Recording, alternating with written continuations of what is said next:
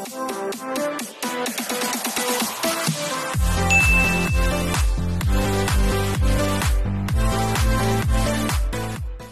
Welcome back sa aking channel. Babati muna ako sa inyo maupay nga ito yung tanan dyan sa Baclayan.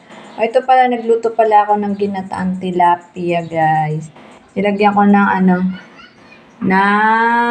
talong and labanos. Tsaka ito pala, nagano ako ng chicken curry, guys. Ayan, o.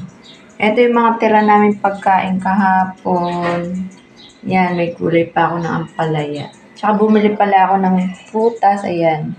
Yan ang aking prutas for today. Yung saging di pa hinog. May tinapay din ako tsaka palaman. Ito yung kanin namin, guys. Ayan. Kayo ba nakaluto na? Alam mo ba, ako alas 3 pa lang. Gising na.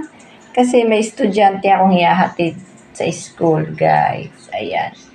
Ayan ang aking pagkain for today. Kaya maaga ako na luluto dahil may dalawa pa akong estudyante. Kailangan mong pakainin. Diba, guys? Ganun talaga ang magulang. Kailangan nakapokus sa mga estudyante, sa mga anak para makatapos. Ito, guys. So, ito. Paano papalam na ako sa inyo? Ito, nakakain na sila kasi ang pasok nila 11. Bye!